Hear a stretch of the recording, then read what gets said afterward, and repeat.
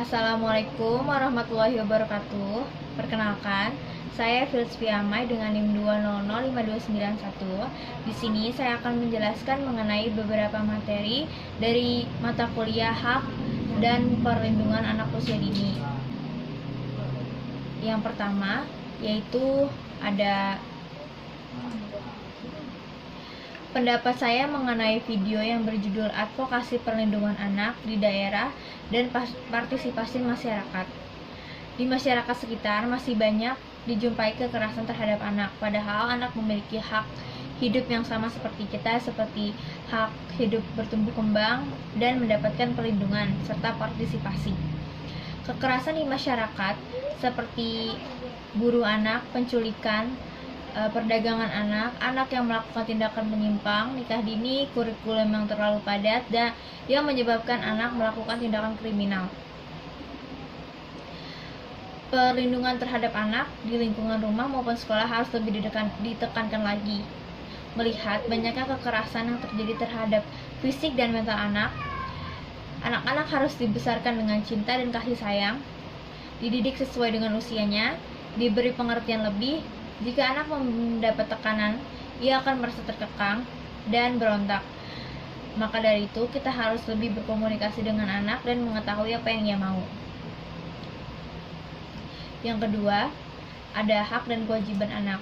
Menurut saya, mengenai hak dan kewajiban anak, hak yaitu sesuatu yang harus didapatkan, sementara kewajiban adalah sesuatu yang harus dikerjakan. Dan kedua hal tersebut saling berkesinambungan dan saling berkaitan. Anak-anak memiliki hak yaitu satu, mendapatkan makanan dan minuman yang merupakan kebutuhan utama untuk bertahan hidup. Kedua, ada mendapatkan perlindungan, keamanan yang berupa peringatan keamanan atau sebuah larangan. Yang ketiga, ada kesejahteraan hidup seperti pakaian, uang, dan jajan. Yang keempat, ada mendapatkan bimbingan pendidikan. Dan kewajiban anak yaitu menjaga kebersihan rumah, patuh terhadap nasihat orang tua, saling menghormati, menghargai, dan saling menyayangi. Dijelaskan dalam Undang-Undang Dasar Nomor 35 Tahun 2014 bahwa hak yang dimiliki anak yaitu beribadah menurut agama, berhak memperoleh pendidikan serta pengajaran, berhak memperoleh perlindungan di tempatnya bersekolah dari segala tindak kejahatan seksual, serta kekerasan bagi anak penyandang disabilitas, berhak mendapatkan pendidikan luar biasa. Orang tua juga berperan penting terhadap hak dan kewajiban anak, seperti mengasuh, memelihara, dan melindungi anak, menumbuh kembangkan anak sesuai dengan kemampuan dan bakat dan minatnya, dan membimbing anak ke arah yang lebih positif. Yang ketiga, ada Lembaga Internasional Perlindungan Anak. Banyak anak-anak di berbagai negara yang ditelantarkan dan mengalami tindakan diskriminasi dari masyarakat dan keluarga. UNICEF yang merupakan salah satu badan PBB dan merupakan organisasi internasional yang mempunyai perhatian khusus terhadap semua anak-anak di dunia. UNICEF didirikan pada tanggal 11 Desember 1946 dan memiliki fungsi sebagai organisasi penyalur bantuan kemanusiaan khususnya kepada anak-anak. Tujuannya untuk mempertahankan perdamaian dan juga keamanan di dunia, memajukan dan mendorong ikatan persaudaraan antar bangsa melalui penghormatan hak asasi manusia, menjalankan kerjasama internasional yaitu dalam bidang pembangunan, bidang-bidang ekonomi, sosial, budaya, dan lingkungannya.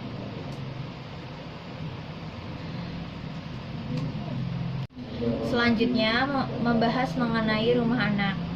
Rumah anak sangat membantu para anak agar tidak terlantar. Hak yang mereka tidak terpenuhi sebagai anak dipenuhi di sini. Dijelaskan bahwa anak memiliki hak kelangsungan hidup, hak keamanan, dan hak pengembangan diri, dan hak berpartisipasi dalam menyatakan pendapat. Berdirinya rumah anak ini membuat anak merasa dirinya terlindungi haknya pun terjamin di sini. Anak terlindungi dari kekerasan baik fisik, verbal maupun seksualnya. Jadi di sini anak akan lebih aman dan lebih terjamin kehidupannya. selanjutnya yaitu pelanggaran hak anak yang terjadi di Indonesia, seperti pelecehan seksual, eksploitasi anak untuk bekerja, menelantarkan anak, anak yang memiliki gizi yang tidak cukup atau tidak sesuai. Kita sebagai masyarakat Indonesia memiliki peran yang sangat penting untuk mensejahterakan hak anak dan untuk memperjuangkan hak-hak anak yang telah direnggut oleh oknum-oknum yang tidak bertanggung jawab. Jadi banyak juga oknum yang menculik anak untuk dijadikannya sebagai pekerja seperti pemulung, pengemis, dan yang lain-lain.